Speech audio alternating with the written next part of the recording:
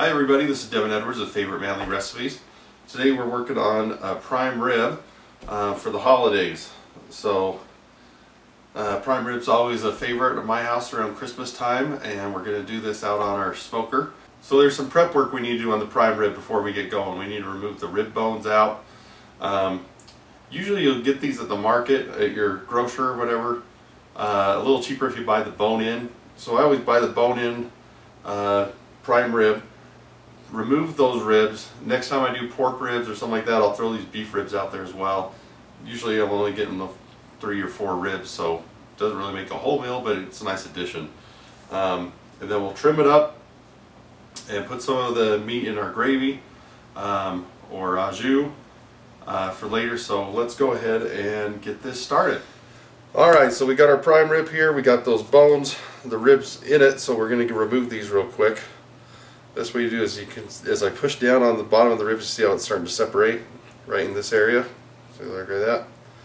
We're just going to take our knife and just go right down there and start following that rib line.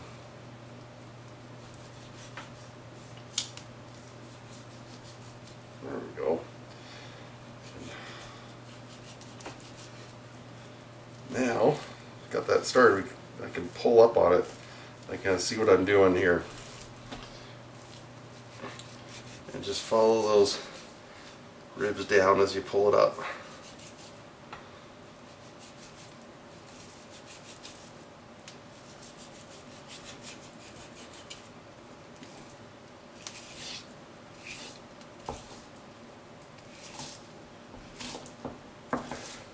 Hey, there we go. We got some nice beef ribs.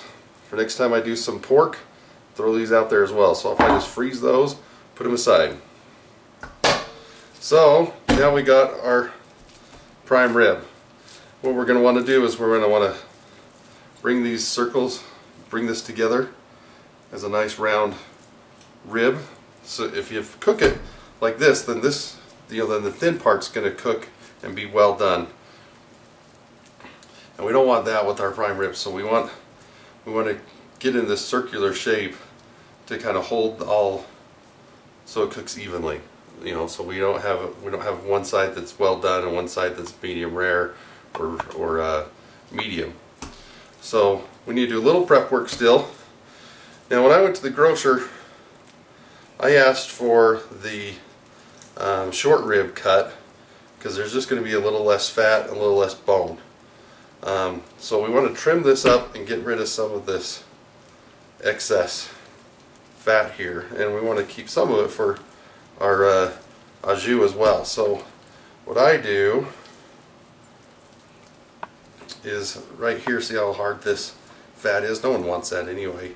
So I'm just going to remove and trim that up. Trim up the fat cap, trim up some of this here. And because this is the short rib side, that's about all I really need to do. So let's get that started.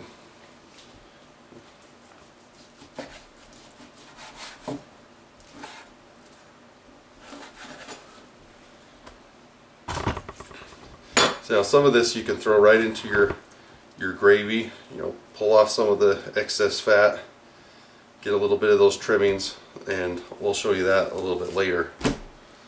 And let's get rid of this fat cap.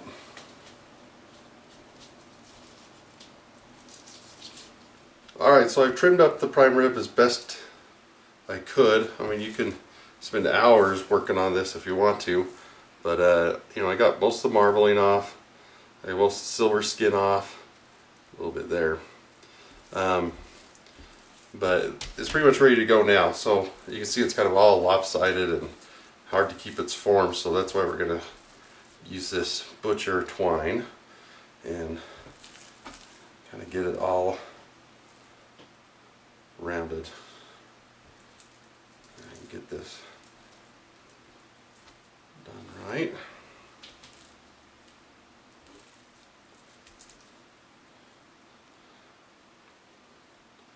So let's get this on. So there is our prime rib, ready to go, ready to be salted and put in the fridge overnight. So I got some sea salt here. I like kind of the thicker, you know, salt crumbles. We're just gonna work that in to the meat.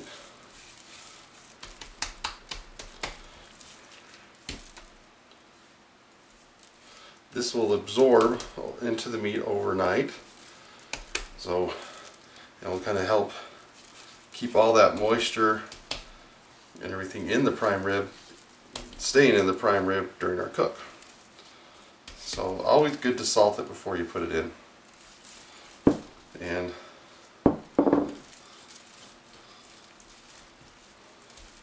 just roll that through. There we go. That looks pretty good.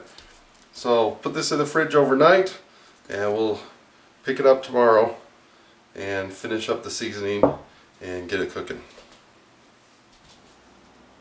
Alright, so we're about ready to start making our prime rib. And before we do that and get it on the smoker, I want to start our gravy, because this takes about 3 hours just to simmer up and get ready before we're ready to eat.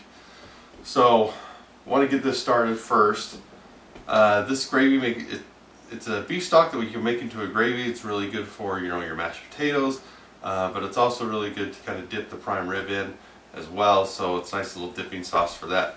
So let's go ahead and get started on our gravy.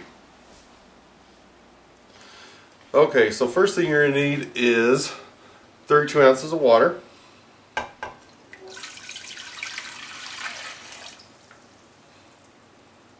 Then we're going to add a bunch of ingredients. I got some Yoshida sauce. You can also use soy sauce if you don't have Yoshida.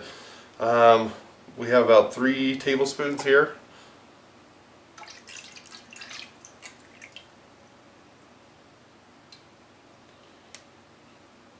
It's going to give it a little bit of sweet flavor. Then I got the Simply Marvelous Peppered Cow from the barbecue pit stop. We're going to just do a teaspoon of this to add some bold flavor to it. We're also going to use this on our prime rib here in a little bit too.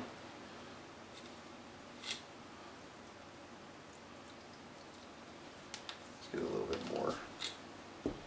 So yeah, I did a teaspoon and a half. Not too much. Alright, so I'm going to set this aside.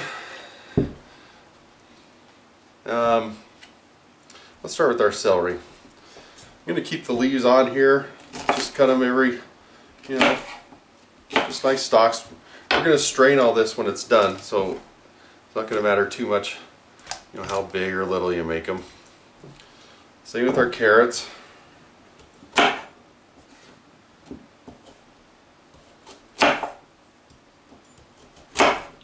going to splice these down the middle too, just to, basically just because I feel like it. No real reason. Hopefully it'll release just a little bit more of their flavor.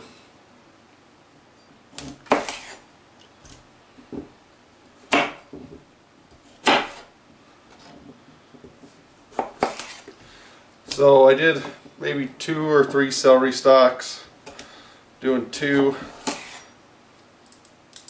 3 carrots. Actually, yeah, 2's fine. Going to use 1 mushroom.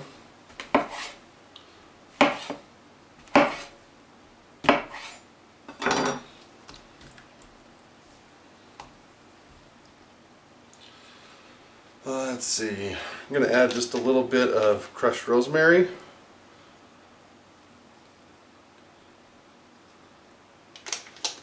And a little bit of thyme.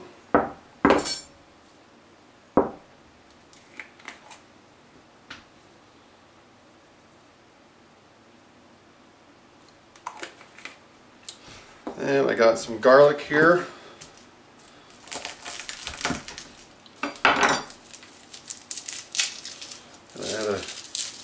Oh, 3 cloves.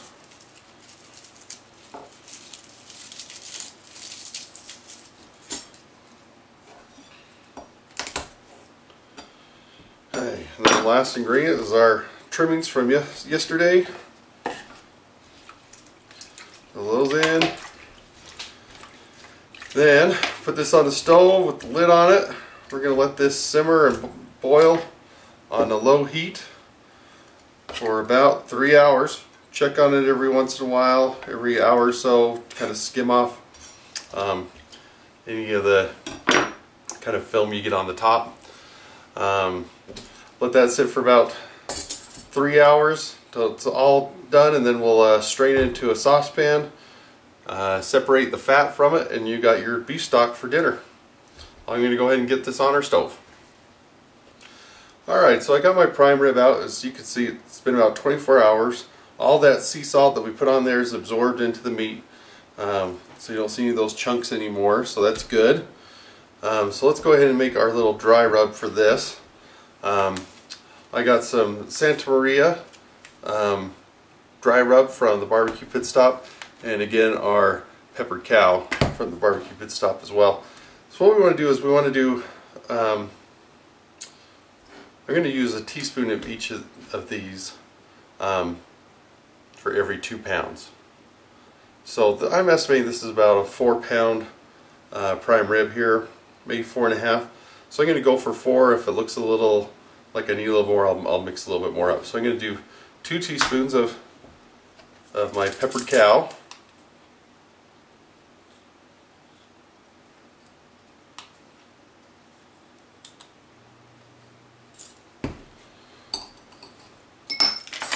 Two teaspoons of the Santa Maria seasoning.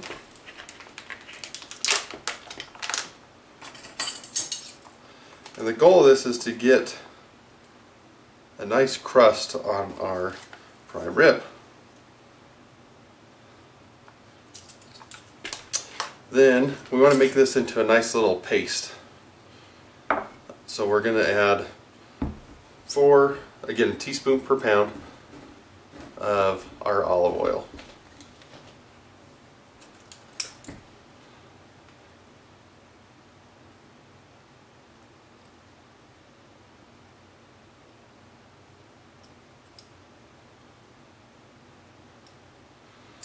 Oh, this should make a nice paste we can put on our prime rib.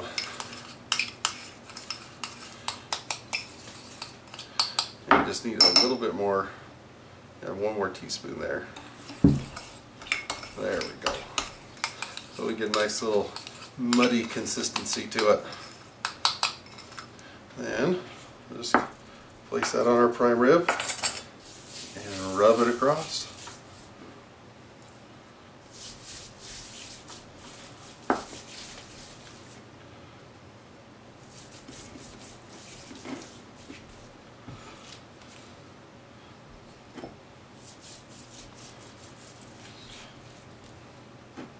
Like I'm probably going to need to make a little bit more of the rub because I'm not going to have enough. So let me wash my hands and make a little more. Perfect. This is going to create a nice crust for our prime rib. Okay, everything's looking pretty good here. Let's go ahead and get this out on our smoker. Alright, so we're outside with our smoker. I got this up to 250. This temperature gauge here is about 10 degrees off, so it's right around 250. That's where we want to cook at. So if you come look inside here, you see I got a little roasting pan filled with water that's going to catch our drippings. I have that about halfway full with water. I'm going to place this roast right on top. Now, one of these things about cooking the prime rib is we're cooking it till it's done, not really a time. So we're going to cook this till it reaches, well, depending on what you want. If you're looking for a medium rare, you're looking at probably 115 is where you want to cook this to. I'm just shooting for a medium because I have small kids at home, and I don't want to kind of take some of those risks with the medium rare. So we're going to go to about 120, and then we're going to do a reverse sear on it, and I'll show you that in a minute. So what we want to do is we want to get this in the middle, or right in the middle, so I'm going to judge in that to measure right about there. Should be about center. And we're looking for about a 120 temp on that. So we're going to let this sit. Shouldn't have to roll it, move it, do any of those things with the smoker because we're working with the indirect heat. Of course, we got the pan here, so we're going to get more indirect heat. We're giving it a nice little water bath, steam bath. So we should be fine with not rolling it. So we're going to keep this in, wait until we get to 115. And again, keep your temperature at 250. Don't really want to go above it. You can go a little below. It's going to take a little bit of time, a little more time. But you want to try to hit for that 250 mark as much as you can. So we'll let this sit and we'll come back out when we get to 115. Alright, so our prime rib's up to temperature. It's sitting at about 122 right now. So I'm going to double check it with an instant read thermometer that I got down the barbecue pit stop as well. These are instant read. That just takes a couple seconds. It'll give me another source just to verify that this is the right temperature and we're ready to pull off. Let's go ahead and take a look. So basically what I'm going to do is I'm going to bring up my heat about another 25 degrees, so it should be sitting about between 250 and 275. Let this go for about another 15 minutes and we should be ready to eat. Alright, so our prime rib's finished now. I've got it up to 140, and again, for medium rare you want to be around 135. I'm shooting for closer to medium, so I'm sitting at 140. Still should be pretty good, but go ahead and look on the website for the breakdown of different, you know, rare, medium,